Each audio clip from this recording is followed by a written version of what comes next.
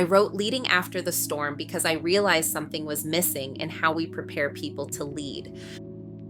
We train leaders for stability, how to manage teams, hit goals, and deliver results when things are predictable. But what about when the ground shakes? What about when fear, grief, and chaos take over?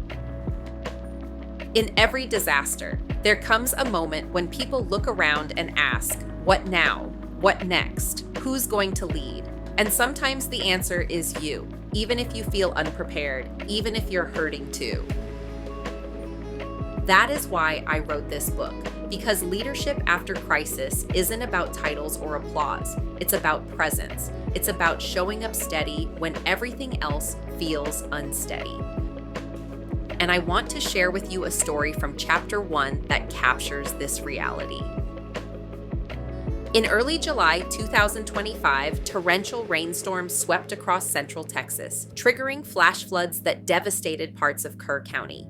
In just 2 hours, the Guadalupe River rose more than 6.5 meters, fueled by more than 25 centimeters of rainfall. It reached its second highest recorded level before the gauges themselves were overwhelmed and stopped transmitting data. One of the hardest hit areas was Camp Mystic, a Christian summer camp along the river. With more than 700 campers on site, most between the ages of 7 and 17, the situation quickly turned into a full-scale emergency. Cabins flooded, power failed, communication lines went down. What began as a joyful summer camp became a desperate fight for survival. Across the county, families and neighborhoods were forced into sudden evacuations. Survivors later described clinging to trees, rooftops, even floating debris.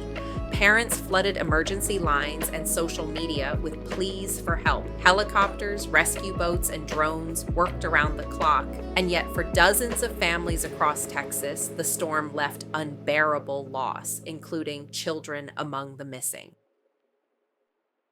That's the weight of disaster. It does not just destroy property, it fractures lives, families, and communities, and it tests every leadership system we have.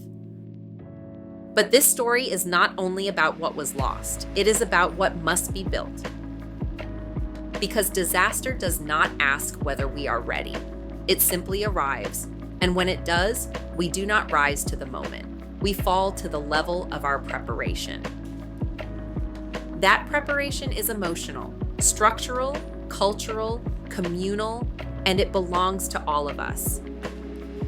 This is why Leading After the Storm exists, to call us to build leadership systems rooted in care, not control, to create plans that account for trauma, not just timelines, to train leaders who can regulate, communicate, and coordinate under pressure.